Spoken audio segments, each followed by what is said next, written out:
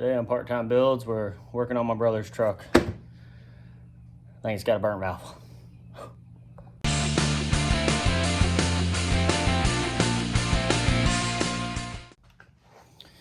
All right, guys, got my brother's truck in here. To make a long story short about this is he got this truck for $700-800. My brother had it for a while, let it sit, and he needs a truck now to start driving. So he asked if I could take a look at it for him. Before I jumped in, I was like, bad head gasket. A lot of mechanic shops will say that.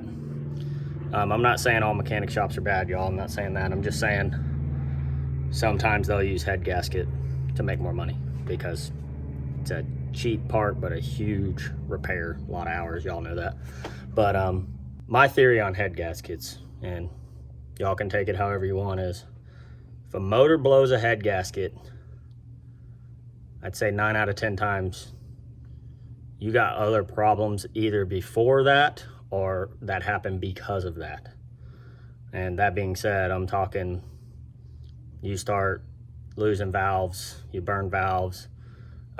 Usually you lose a head gasket, it's an overheating problem, kind of like what happened here. It could be head gasket, but sometimes you start warping heads when you overheat, and you just get into problems that you don't want to get into. So I told him, I said, let me look at it, make sure, and if it is a head gasket, let's just find another 4.3. Did a compression test. Every cylinder, but I think it's number 4.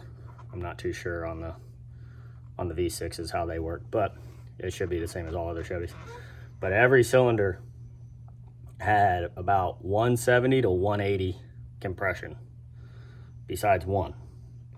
And that one had 0. I could not get it to move. I put my finger over the spark plug to feel anything. My compression test, I wasn't getting anything, y'all. So my theory with that is, all right, you either got major issues where, you know, hole in your piston, ring land's gone, something crazy. So I got my borescope, put it in there. The cylinder still got cross hatching in it. This thing only got 140,000 miles. So that leads me to believe we got a burnt valve. We'll pull the head. That's what I'm working on now. Like all my other videos, y'all already know by now. I start before I start filming because I just get overzealous and start just jumping into these projects. And then I remember, oh yeah, probably should film this for you guys. But usually the wife says that. But let me bring you in here and show you what I got done so far. And then we're gonna work on getting all this stuff torn apart. All right, when I was saying 2000 Chevy, 4.3 liter V6. I took the valve off, or the valve cover off, so I could see as soon as I found out I had no compression. Took the valve cover off to make sure the valve isn't stuck, you know. It needed valve cover gaskets anyway. The intake, from what I looked into, one of the big problems with this generation of the Vortec 4.3 is intake gasket leaks.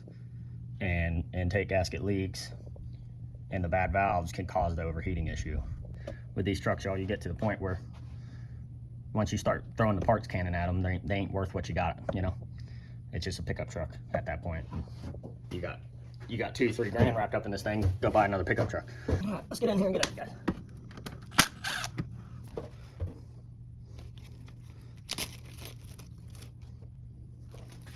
I'm not crazy, y'all. The only reason I'm using channel locks to get it off, because I don't want to mar up the fuel line with a screwdriver and accidentally frickin' jam a hole in it or something.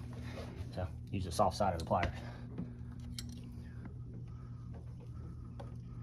There we go.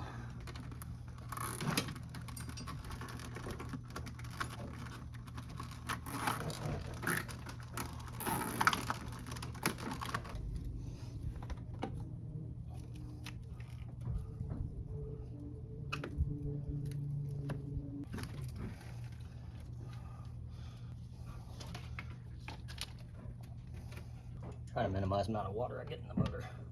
I got the bottom radiator hose off to drain out as much as I could out of the block, but you never get it all. I need some new hoses. All right, bro.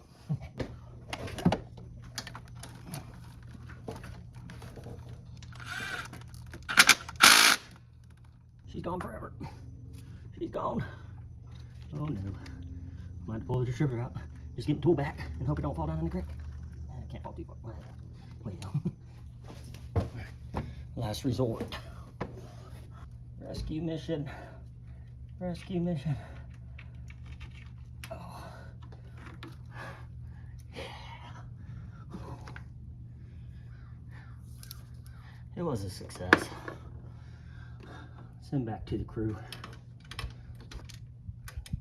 Of course, the bolt would fall in the same place.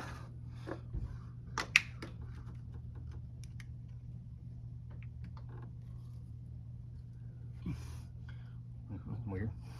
Got it. Let's try a different one. Different one. Hi. Hi. What are you doing? Oh. Seeing what you're doing. Getting wrenches stuck. I got wrench stuck way back here. Oh. Oh. Oh. Good things are happening.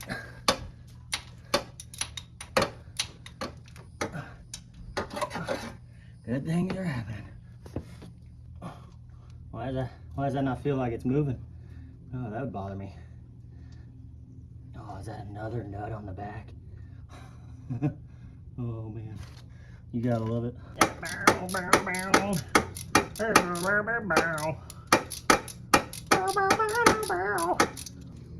Only a mile left.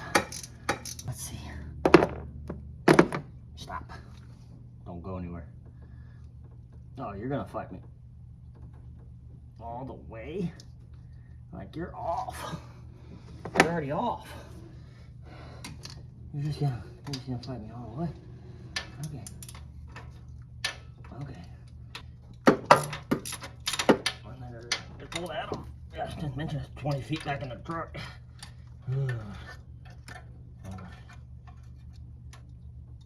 Oh man. This is why I own a Dremel. This bolt is why I own a Dremel. Like, who in their right mind thought this was a good idea? This is why engineers get a bad rap. Okay? This is why. Because I do shit like this. Put two 15mm bolts in the back of my head just to get a little bracket off. 2 bolts on that little bracket right there. I'm about to get in this thing. Hi. I'm just talking to myself in here. I'm just complaining. That's all I'm doing. Complaining to people that can't even hear me. Okay, if this little bracket is notched, Is that what that I'll take back everything I said about the engineers. Not everything, because I'm still upset about it. But what? The stuff, the wood that the pipes are going to? Mm-hmm. That's the floor of the apartment. Yeah. I thought it would take up the whole shop. Yeah. Oh. Sorry. Y'all been hit. You sunk my battleship. Oh. Well, the Autobahn needs to be clean. Alright. Keep going. Ollie. You ever become an engineer? Don't do this. Okay? Don't do this to Daddy. I want to become a chef, not an engineer. Oh, that's bad. That's a way better idea than what I'm doing. Yeah, do that. Don't do what I'm doing. I'm doing it. I'm doing it. I'm getting in it. Oh, earthquake. All right, guys. So I got all the bolts out of the top. I went out off camera and went down below and got the manifold bolts off the flange. So there you have it.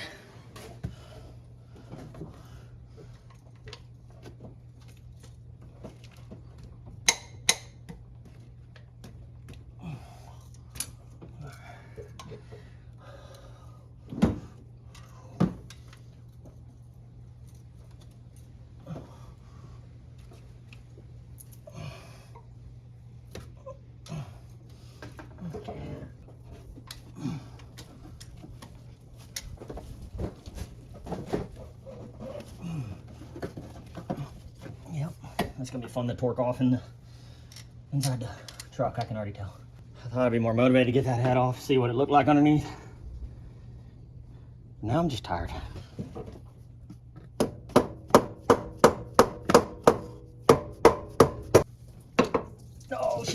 boys. Oh. So I'm going with bent valve on that one. But she ain't fired in a while. Let's bring it all in and see what we're working with here. So, one of these is not like the other. Take a guess. So at first glance, kind of hard to see what's going on, what the problem is. Signs of a bad head gasket. Not so much. It actually don't look bad. But if you look, you see that? Yeah, you can see the. You can see. Here, watch when I do that. That's my hand on the backside. See that? Yeah. So that valve, I'm guessing, is either the seat on the backside of the valve is so ate up that it won't go down, or vent valve. I'm going with vent valve. Cylinder wall, it ain't bad. You know, it ain't good, but it ain't bad. The rest of them, got some little trash down there from taking the head off, but that's to be expected. Got some water there, so I think I'm gonna give these things a good wipe down, get some WD-40 on them, and then we'll have to put some rags in those so we don't get bugs and mud daubers down in them. But we'll have to do the valves. All right, so we're gonna work on getting these valve springs and the valves out. I think I'm gonna take them all out, not just the bent valve. These came with these, my kid I bought. Well, wife got me, not me. Came with these cool little gloves. We'll see how long I can keep these on. But they match the kit, so they gotta be fast, you know.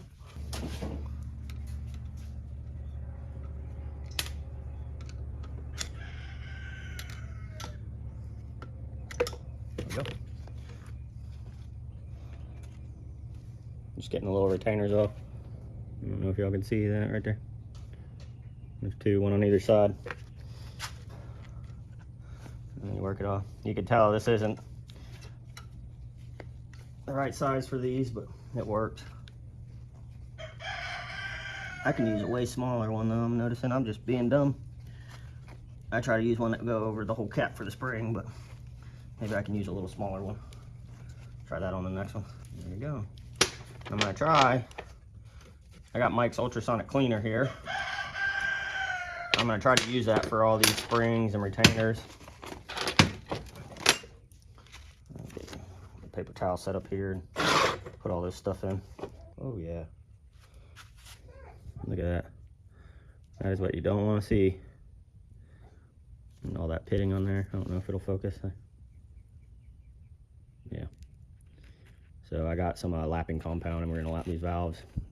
Just rough job, but I guarantee you, judging off of the way this looks, you can see the color difference from there to there.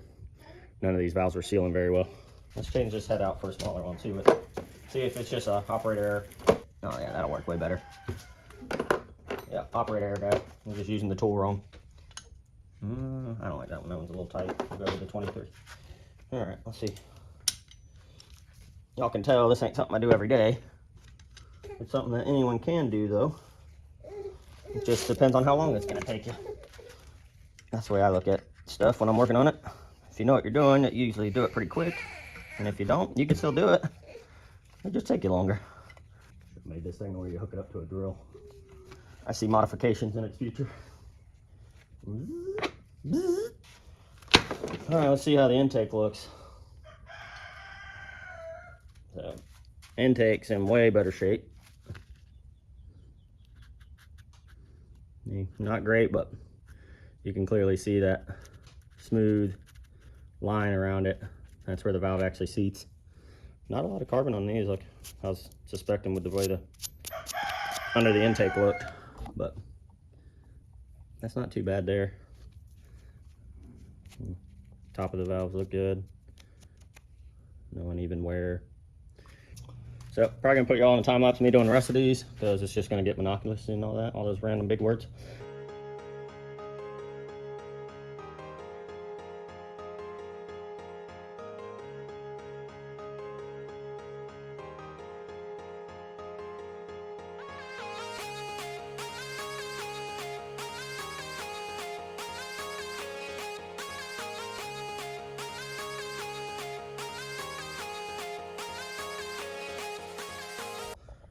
Take a look at this. Probably should have left you in the tripod, but hopefully I can show you. This is a bad one, as you can see. Just looking down, and you can tell that that one wasn't working quite like the rest of the exhaust side valves.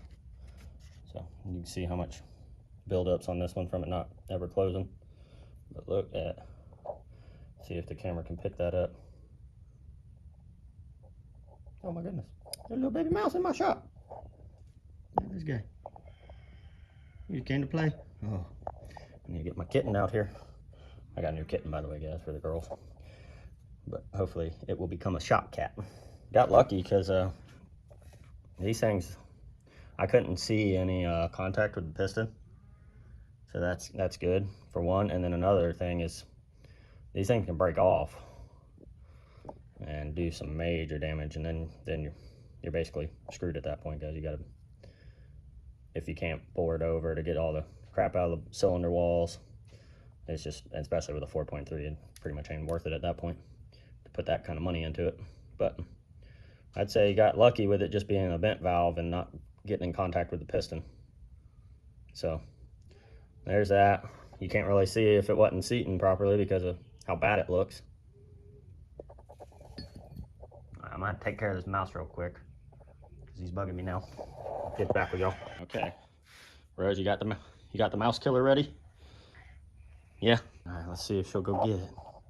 I just saw it run. Going under the Mustang. Kitty. Keep them things out of the Mustang. Kitty, it's over here. Kitty, you're going the wrong way. Yeah. Okay, well, she's still in training, so we'll keep going. Here she goes. She's back on the trail. This is exactly where the mouse went. Oh, she found something to play with. This is why you don't use a kitten as a mouse killer. Looks like the mouse lives to fight another day. So this is turning into a tailgate rebuild. So shout out to Vintage Iron. I watch a lot of his videos. He's pretty cool. But he does a lot of engine work, way smarter than I am. But we're doing a ultrasonic cleaner, thanks to Mike. He leaves this at my house, which I'm not complaining about because I love this thing. So we got all the valve train sitting in here. I wasn't gonna put the vent one in there, but I kind of want to get a better look at it, see if it started to crack or anything like that. But vent one's in there. I got all the rocker arms in there. These are all the retainers. This thing's pretty neat. All the retainers for the valve springs. They fit in this little thing, so I don't lose them because they'll fit between the grids. And we got water with just a little bit of purple power. This stuff's some strong stuff, and I just found out you can get it at Dollar General now, so buying the heck out of that now. So purple power, I'm letting the thing heat up now, and as soon as it's hot, we'll put it in there and let them soak. It's coming up to temp. It ain't gonna hurt anything. So we'll let them sit in there, and it shouldn't take long in Florida's heat for this thing to get hot either. Soaking ain't gonna hurt it any. I know some people are way more precise than me. I'm sorry, I can't tell you how much purple power I put in there. I put in until I feel like that's probably a lot of purple power, and then I stop. So that's my way of measuring it. So do as you please. I'm sure if you read the instructions on the back, I'm sure it tells you how much, but just dump until you feel good, and then stop dumping, and then it should be good. But now looking at it, I might have went a little light because I'd like it to be a little more purple. See? And the good thing about this stuff, if you live in states like California, sorry, but if you do, biodegradable, so you can just drain it out of your little hose here when you're done, and it's fine. That's why I use Simple Green a lot too for washing dirt bikes. I don't like to use purple power on the dirt bikes because this stuff is pretty strong. I've had some discoloration with the purple power stuff, and it'll take graphics and stuff off. So whenever I need a heavy clean, I'll use the purple power. But Simple Green's my go-to, but this is all metal parts, and I need a heavy clean because it's baked on carbon. So yeah, you can already look at this. You can already see stuff works pretty good. You see the oil coming up and the grease, and it ain't even on yet. It's just soaking. So that's some good stuff. You can see it changing the bubbles. All right, so we've gone through our first 30-minute cycle. Oh, look at that. I'd say it did something. It is no longer purple. So as y'all can see, it makes a huge difference. And this stuff just probably wipe off now, yeah. See? Stuff makes it look brand new. Push rods, spring retainer, all that came pretty clean. That was all carbon buildup. It looks pretty good. I'm wondering if I should send it through another cycle, and then I'll probably have to drain that water out, put fresh water. It sucks too because that stuff's already hot, but I'd like to do the push rods came real clean. Look at that. It's nice there. But I might be good. I might be able to just scuff these. Yeah. All right. These are probably good. Probably take a Scotch-Brite to them, clean the carbon off of the valves and the rockers and wipe them, and then coat them with a little bit of WD-40 and set them on a rag in the shop. I did some measuring. I think I can fit the cylinder head in here, so I think I'm going to soak the whole cylinder head, clean out all the ports. Getting toasty. But we'll run the cylinder head and hopefully the intake. All right, so we're going to try the cylinder head. And we're not looking for perfection here, we're just looking for better than it was. Like a glove.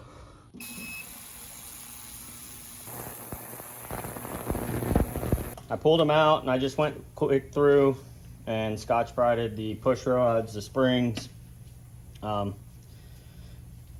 There's mixed feelings on this. You want to go a little light on. I don't really Scotch-Brite this, it's already clean.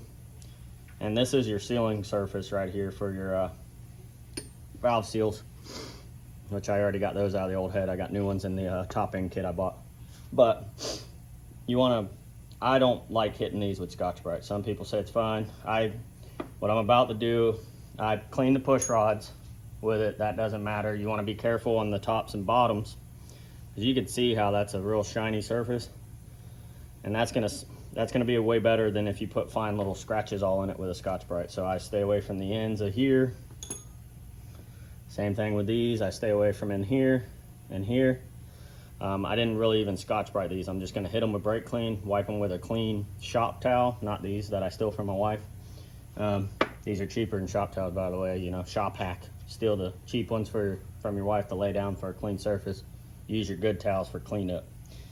And then I Scotch-Brite all these. This ain't that big of a deal, it just is a retainer for the spring. So you could see the difference it made with that ultrasonic cleaner. And it didn't take much to hit them with the Scotch-Brite. I just light scuff, just wipe them and that stuff comes right off. Same thing with the springs. I just stuck the Scotch-Brite in there and ran it in circles and done. So we're just gonna go and spray all this stuff down, and then I'll spray just a light coat of WD-40 over everything, just to keep rust from starting to build up on any of these. And then I'll lay everything down and put rags over top of it, because if you put WD-40 on anything, you already know everything's gonna stick to it. So out here in my dusty shop, especially with the apartment above me, got cobwebs, dust, everything falling, mud dauber's nest. You want to keep all that out of here. You don't want all that dust in there because it'll ruin your seals just like Scotch-Brite will. And just a light coat.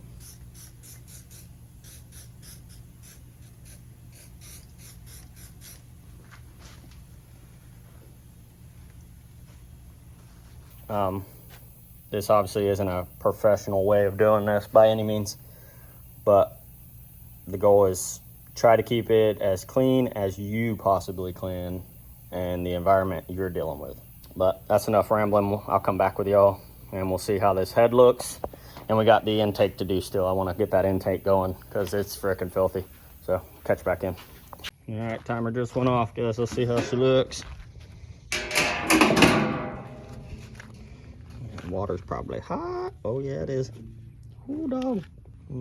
Actually, I'll go ahead and drain some of this water out. Make sure our heating element is off. Yeah. I think the heating part does most of the work, but that ultrasonic, that, however, you know, the science behind this works, it does a lot too. But that heat really helps break loose. You can see a lot of that stuff's loose now.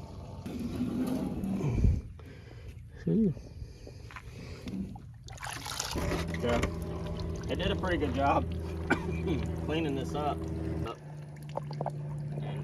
able to just rub it with my finger now, and it's coming off. So it does a really good job of breaking all that stuff free. I feel like a lot of the other ultrasonic cleaner videos, they're like, oh, it looks brand new when you get done. You still got some work to do, but it takes a lot of the elbow grease out of it. You can almost see, so on the engine, cylinder 4 was the one that was bad. So right here is the one with the bad valve, and you can see how it affected all this other stuff with that one being bad. Like 5, 6, 3, not too bad, but the closer you get to 4, because this is the plenum that kind of covers it from getting over to here. But the closer you get to 4, it's kind of weird that moves. I didn't even touch that with a screw, but that's what holds your injectors. And you already seen that. That's Mickey Mouse crap I've ever seen. It's just like poly hose going to the injectors. But that's the way Chevy designed it. It lasted this long. But you can see how that one cylinder, this is all like carbon buildup and sludge, just from that one being bad. And this is supposed to be your intake side, your clean air coming in. But because of that valve not sealing, you probably had a lot of stuff coming back out through the intake. As always, guys, I jumped ahead and I forget to film. So I cleaned out the old stuff, put new stuff in it. My wife can come in and show you. It was purple a second ago, but I already got the intake in here. And you can see just from the degreaser and the heater being on how this stuff works pretty dang good getting that stuff out. You can literally see it floating out of the ports on the intake.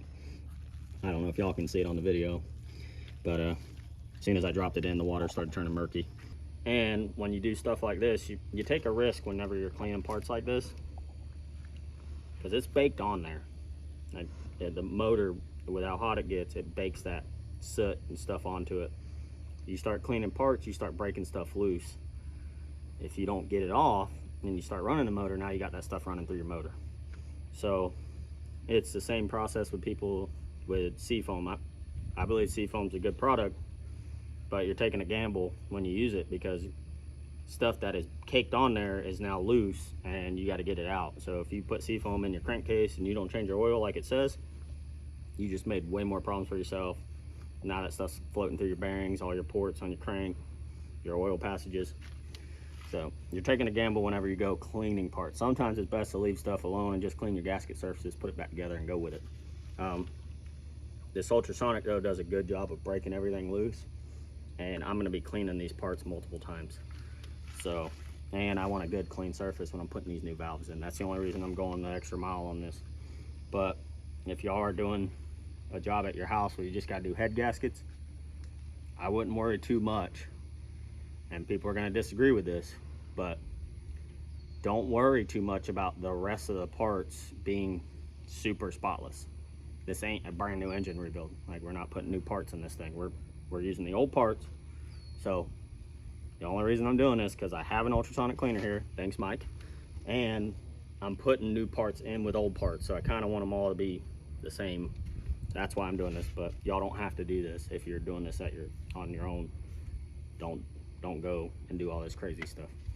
Just wanted to put that out. So we're gonna get this started. We're gonna soak it. I'll probably run it through a couple batches until I'm happy with it. And I might even break the pressure washer out and pressure wash all these parts before I start putting them back. All right, guys, so we're gonna get started here with the valve lapping. And this is one of the things everyone's got an opinion on, and I'm sure they're all right. But there's a right way to do it, and then the way I see it, there's the way I do it. Valve grinding compound. You don't want to use a lot of this.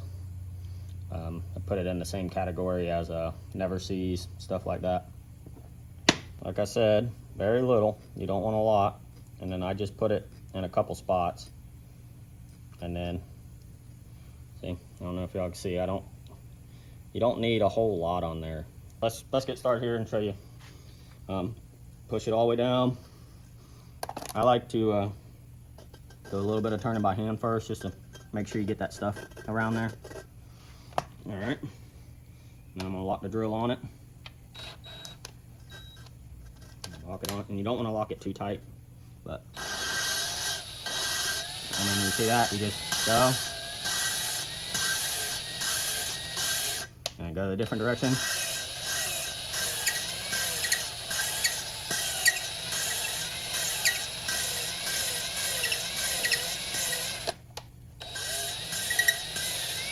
And then you kind of, I don't know if you can hear that, but I'm kind of lifting and then going back. You don't want to just sit there and burn it into it. There. All right. And then I'm gonna take a clean rag. So you can see it's starting to work.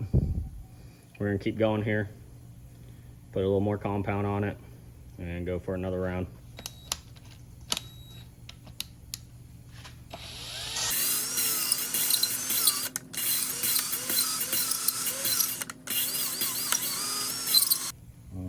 I'm gonna probably call that good, guys. I'm not trying to get them all out. Some of them pits are a little deeper than I'd like, so. You can see they're still a little bit. They're minute. I might want to go a little more, but I kind of think that's good.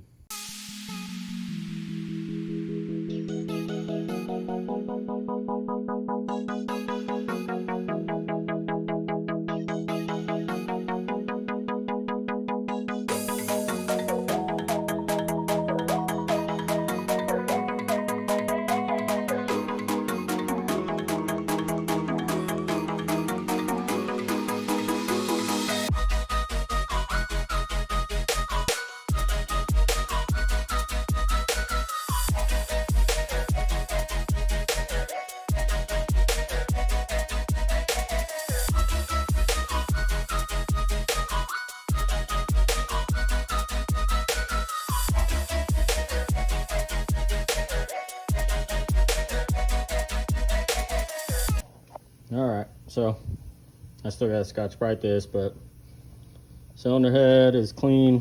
Like I said, I do the wire wheel very light, just let it take the gasket material off. And then I do Scotch-Brite with a little bit of WD-40, just some lubricant. So I'm not binding up on it, it just moves over because I go real light, just keep doing real light coats, passes on it. I don't dig into it anywhere.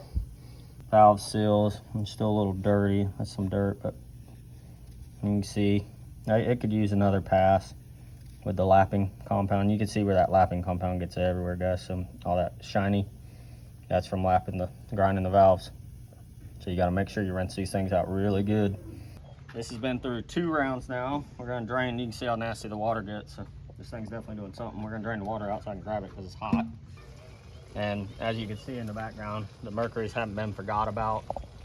Just my brother needed a vehicle, so I put those on the back burner.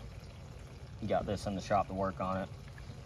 Still have plans of doing the Mercury motors, but family comes first. So let's see if we can get this out. Let's see, it works.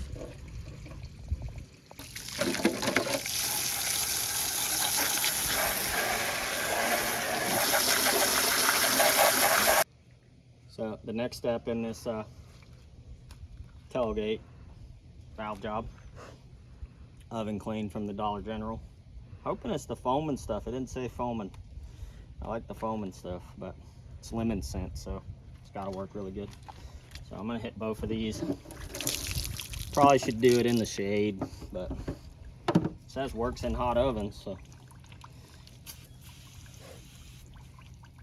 Oh yeah, it's foaming stuff. That's good stuff.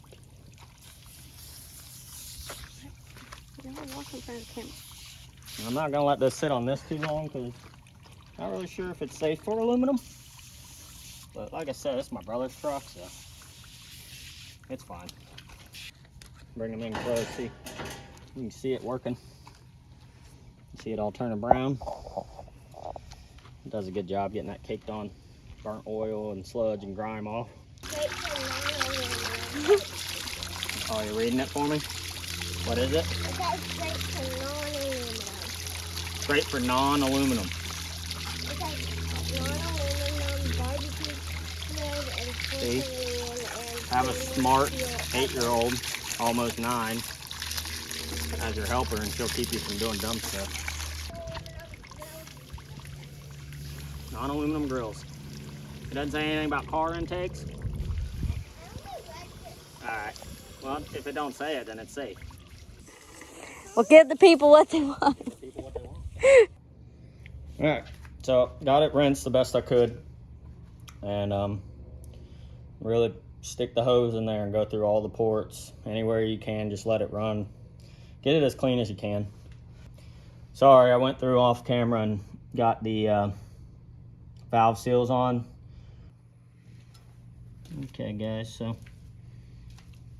as you can see, I already got one on. I'm reinstalling these valve springs and these retainers.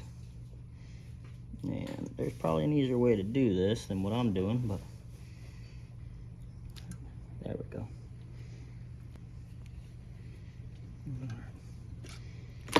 So as I'm putting these in, I'm cleaning them really good, brake clean, and a new rag on every one. Valve springs, retainers, everything. But you can see it's got that groove, and that's how it sits in that retainer right there. One on either side. And the top of your valve spring here is tapered, so they'll only go in one way. So you see it sits down in there and then it locks in. That's what holds your valve spring in.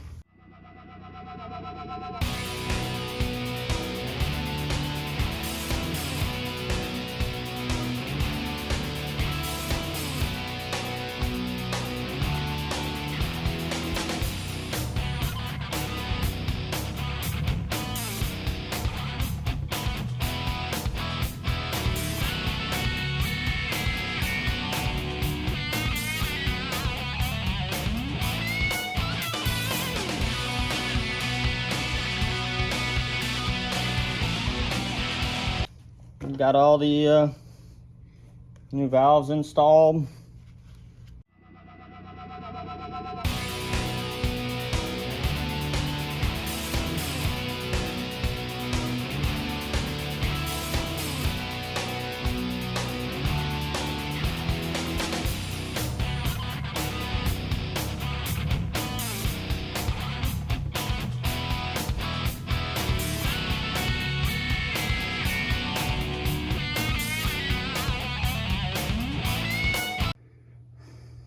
Alright guys, so I'm in here cleaning up the engine, making surfaces best can in the car.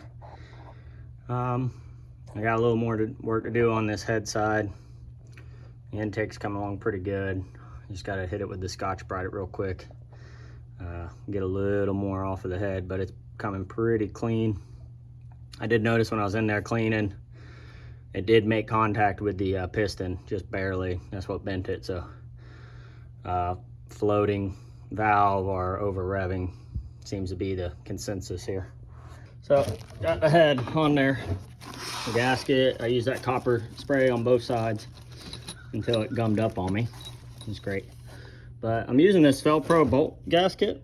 I bought their head bolt set, and it looks like they already put some Teflon crap on there.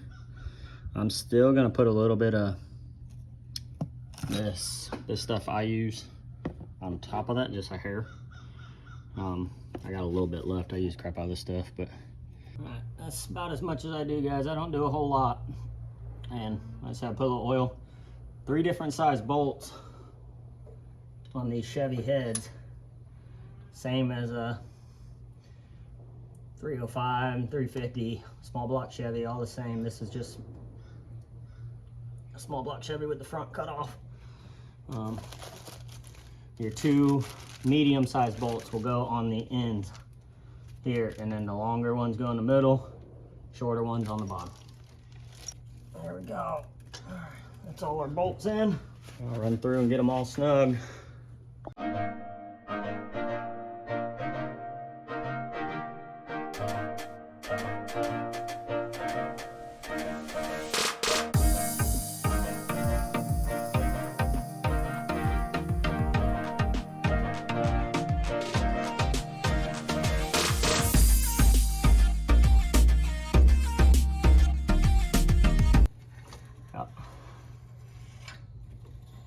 Look at that. Y'all ever have that terrifying moment when you drop a tool and you don't hear it hit the ground? Yeah, that just happened. That extension fell out of here, 'cause I'm unorganized, and went right in the exhaust. Since I have the manifold off. Magnet saved the day. That's a 2-inch exhaust hit right there. All right, I have to go eat dinner now. Wife. So I did it to y'all again, jumped way ahead. I got the head torqued down, but the book says you're good with just 2-stage, where you just go through at 22, torque them all to 22 foot-pounds. Your bottom ones are 55 degrees. Your middle length ones on the ends of the heads, there's only 2. Those are 65, and then your long ones in the middle are 75. But I'd like to do them in stages. And they're not as critical on these cast iron heads as they are on aluminum, but it's just good practice to step them up.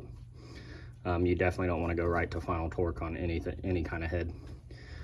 I read online and everybody said it doesn't matter where the cam's at, just torque them all to 20. So seems to be pretty consistent. I'm just going to follow what the book said, put it on that line, and torque them all to 18. And I got to change this valve cover gasket anyway, so whenever I do that, I'll probably check them all, just to make sure they're all in spec.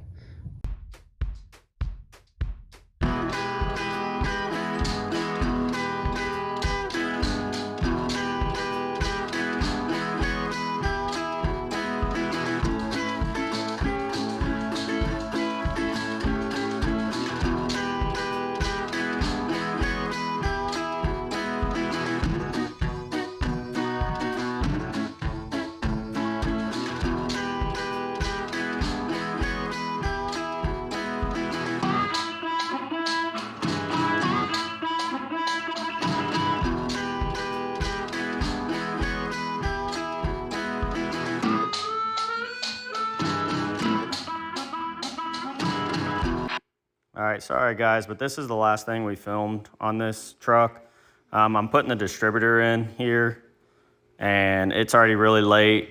Make sure when you're putting that distributor in, you point it at number 6 for a V6 and have it on top dead center. But we got that distributor in. We did the valve covers, we did the upper intake, all the throttle body stuff. I threw the accessories on for the belt, and we tried to fire it up for the night and called it a night. And you'll hear in there the exhaust ain't hooked up, but I'll put that clip in for you now.